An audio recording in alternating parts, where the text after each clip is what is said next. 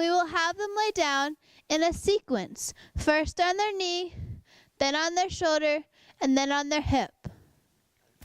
So now let's talk about why it is so difficult when laying a horse down to stay next to them. You might think it's intimidating that I'm laying my dad down.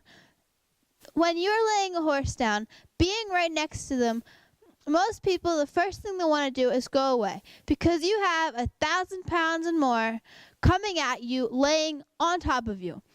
That is why it can be so difficult to have the confidence to stay right next to your horse, to ease them down your leg with comfort. And it's as much as it is being next to them, it's also making sure that you can lay them down in this sequence: knee, shoulder, hip. You want to make sure you can lay them down in that sequence so that it is a soft fall onto the ground. In the first demonstration that my dad did, he picked his knee up and then all of his body weight dropped to the ground. That is not what I'm looking for. I'm looking for first the knee, first the shoulder, next the shoulder, and last the hip. If I can control having my horse lay down the knee, the shoulder, and then the hip, then I can assure that I am having a positive experience and a safe experience for both me and my horse. So let me demonstrate. Dad bow. Put my hip against my dad's. He comes down on his knee. First stage. He comes down on his shoulder. Hip in his case, which would be a shoulder in a horse's case. And then he comes down on his shoulder, which would be a hip in a horse's case, which is much more softer. All the body parts slowly shift in stages down onto the ground. It's not just kaboom. Thank you, Dad. You pick it up. Awesome. So in laying your horse down for the first time, it is very important that you make sure you can control, making sure you have 100% confidence that you can guide your horse onto the ground, going in the sequence of the knee, the shoulder, the hip. Some horses have been handled all their lives and are extremely trusting, and this can be done. Now we're going to demonstrate step 11. What I'm going to do is I'm going to ask to lift up the leg, keeping the leg up with the rope and the hobble. Then I'm going to bend the nose to the hip, and I'm going to ask to guide them down to lay them down. Now, the sequence I would like him to lay down is the knee, the shoulder, and then the hip. This is the softest and most kind way to lay a horse down. So let me demonstrate. And I'm going to keep contact with my hip to his hip. Bow. Lift that leg up.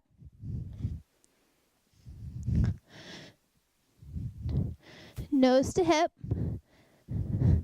Keeping contact with his hip.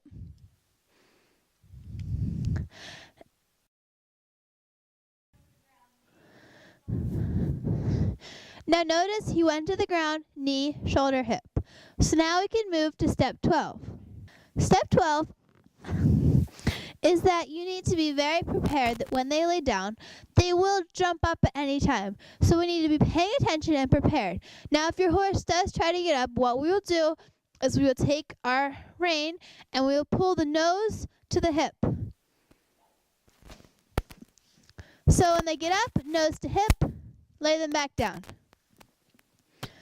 So that is step 12. And you may have to do this several times, but it's very important to take their nose to their hip, looking at the wall, and then they will easily hold that and they will lay back down. You need, before you move to step 12, you need to have mastered step 12. Now, as you noticed, my dad had to throw a whip at our wall to get Puddles to jump up. So before you actually reach down to unclip this, I'm going to have someone walk around Puddles. Keep going. to make sure I have truly mastered step 12, to make sure I am safe to unclip this rope.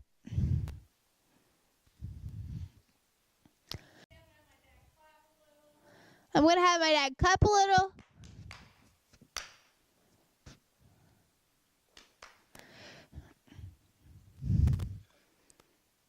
So now that I know Puddles is 100% safe to quietly reach down and unclip this clip. And this is why I recommend a clip where you pull it and it releases, because it is safer and quicker and easier to reach down and do when you're at this step. So unclipping this hobble is step 13.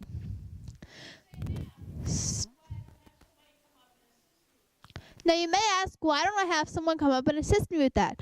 Going to the side of the horse where all the feet are is extremely dangerous. Feet can flail and swing and do many dangerous things, which is why I always want to stay on the side of their back. Now surprisingly, being on this side with the rein, I can pretty quickly pull him back down onto the ground, just by taking his nose to his hip. So step 14 is tapping their belly with the cue stick, asking them to get up so all 4 feet are underneath themselves. Now usually the first time we do this, both front feet are going to be tucked underneath themselves, underneath their body. So let me do, if you roll them up and they have 1 foot in front of them, you're good to go to step them out of the laydown, because you want them to be able to also pull themselves up instead of just pushing up off their hocks. And also, it is the start of your sit position. You want them to be able to get up, front end, and then back end, instead of getting up, back end, and then front end, because your sit is going to be pushing them up, so their front end is above their back end, front end rises, back end rises. So that is very important to start to teach your horse in order to get the sit later on. Now let's talk about what's going to happen if both front feet are bent underneath them. We're going to go to step 15 and get some assistance to help get those legs out in front of them. For me to put those 2 legs out in front would be very dangerous. So what I'm going to do is I'm going to make sure that he stays in that position so that my dad can safely get the 2 feet out from underneath him. Or at least 1 foot. So let me demonstrate. Puddles, sit up. Now right here, I can assure you that I have complete control, that he is not going to jump up. So that is when my dad is going to put 1 foot out in front and walk away. Now this is going to be a start of my sit position and also helping them get up out of the laydown. So now I walk them forward. All right. Walking them forward to get as much momentum as I can to help them get up. And as you can see, he used that front leg to pull himself up. So what do you do if your horse doesn't want to lay down? Well, honestly, the best thing to do is to get a good professional. Now you're probably thinking, okay, well, if I'm going to need a professional to lay my horse down, why did I buy this DVD?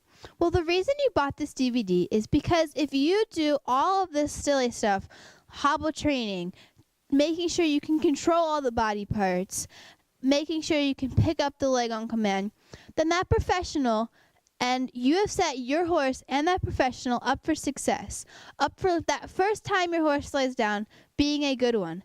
And the very first time a horse lays down, you want to make it the most positive experience you can, because that is what they're going to remember the next time and the next time and the next time.